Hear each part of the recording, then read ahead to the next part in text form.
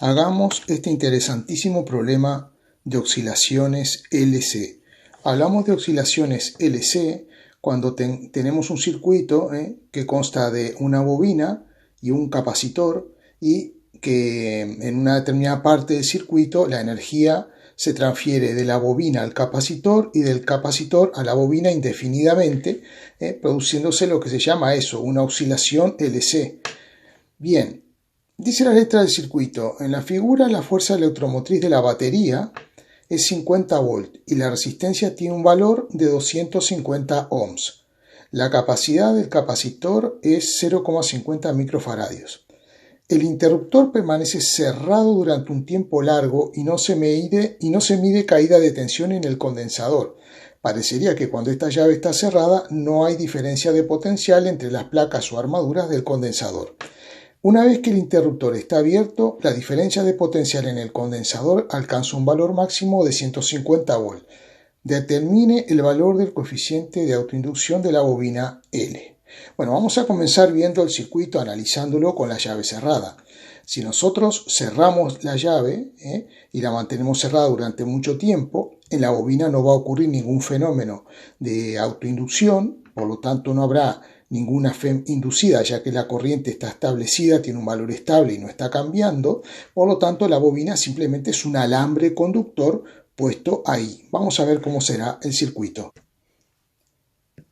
Aquí lo tenemos, con la llave cerrada durante mucho tiempo, los efectos inductivos en la bobina no se van a apreciar para nada, no habrá ninguna FEM inducida y por tanto tendremos una corriente que es la que voy a dibujar ahora, que será esta corriente que tendrá un cierto valor de intensidad que podremos determinar aplicando la ecuación de Kirchhoff a este circuito.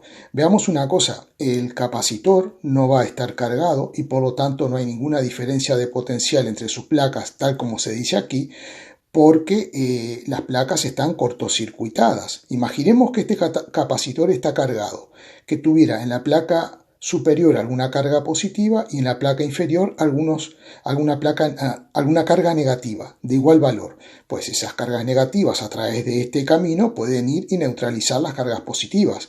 Por lo tanto, no hay forma que este condensador se nos mantenga cargado si le metemos un alambre cortocircuitándolo. Por lo tanto, la única corriente que tenemos en el circuito es esta corriente I, la cual podemos calcular.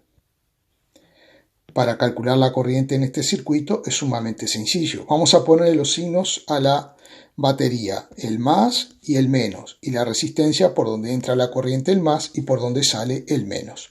Por lo tanto, si salimos de este punto y recorremos esta malla, llegando nuevamente a este punto aplicando la ley de las tensiones de Kirchhoff, nos quedará, cuando pasamos a través de la fuente, tenemos un aumento, una diferencia de potencial de más FEM.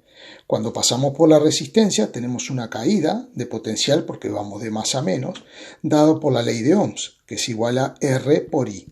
Y no tenemos más nada en nuestro circuito, en nuestro camino hasta llegar a este punto, por lo tanto, igualamos a cero.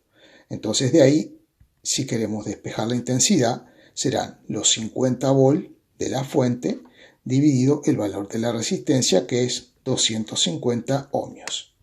Y esto nos va a dar 0,2 amperes. Ahora vamos a la situación de la letra. Cuando abrimos la llave, había una corriente a través de la bobina y esa corriente va a desaparecer.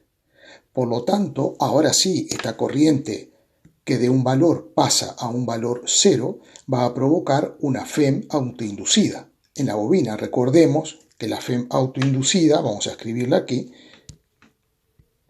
es igual a menos L por la derivada de la intensidad con respecto al tiempo.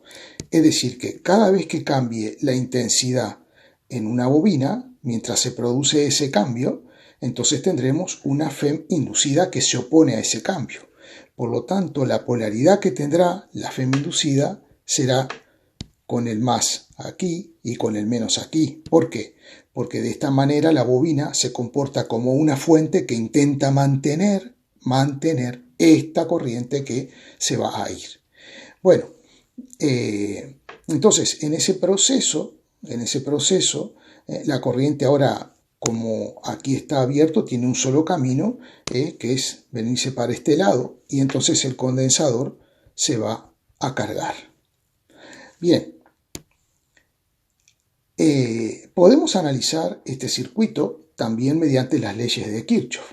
Por ejemplo, saliendo de este punto, recorriendo el circuito y volviendo a dicho punto. Y eso nos quedará de la siguiente forma.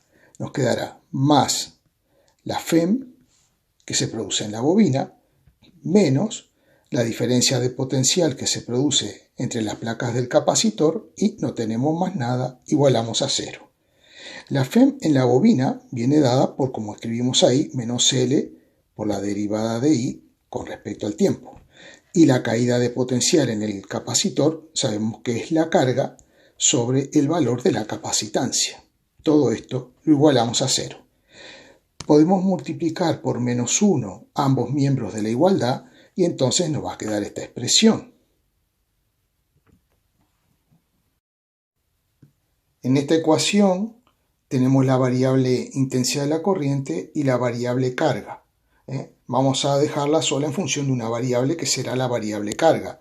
Para eso, como sabemos que la intensidad es la derivada primera, ¿no? La derivada de la carga con respecto al tiempo, si derivamos la intensidad con respecto al tiempo, del otro lado nos quedará la derivada segunda de la carga con respecto al tiempo, cosa que escribimos de esta forma. Derivada segunda de la carga con respecto al tiempo.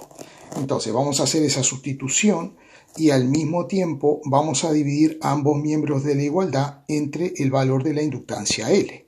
En definitiva nos quedará derivada segunda de la carga con respecto al tiempo más Q dividido L por C igualado a 0.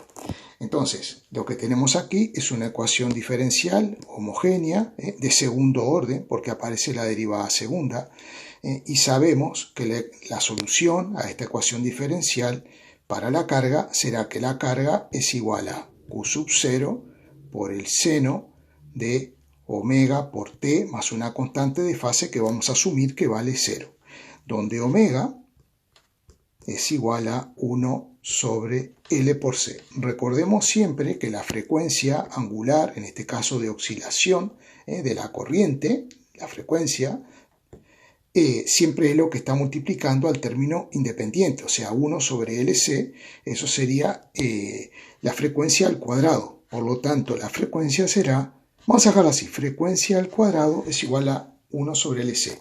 Y la frecuencia angular o pulsación será la raíz cuadrada de 1 sobre L por C. Bien, ahora, una vez que tenemos la carga, podemos calcular la intensidad como derivando esa expresión. La intensidad es la derivada de la carga con respecto al tiempo y por lo tanto si hacemos la derivada nos quedará Q sub 0 por omega por el coseno de omega por T. Entonces, vamos a ver un poquito esta expresión. Primero, la intensidad es una función que dependerá del tiempo. Por otro lado, la intensidad es igual a esta expresión.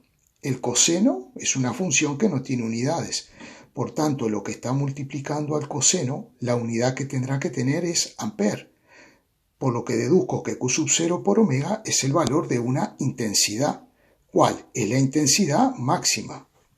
Siempre lo que multiplica al seno o al coseno es el valor máximo de la magnitud que tenemos aquí. Entonces vamos a utilizar ese valor.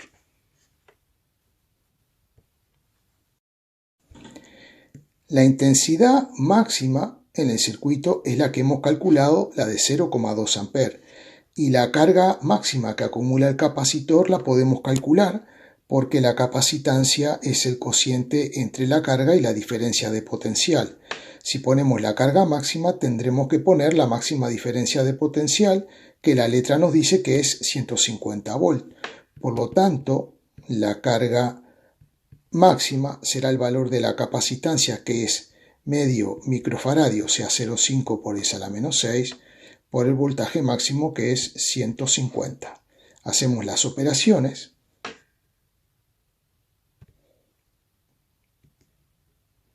Nos da 75 por 10 a la menos 6 coulomb.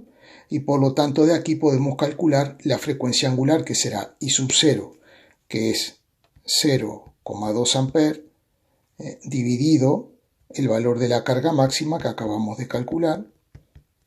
De esta manera, omega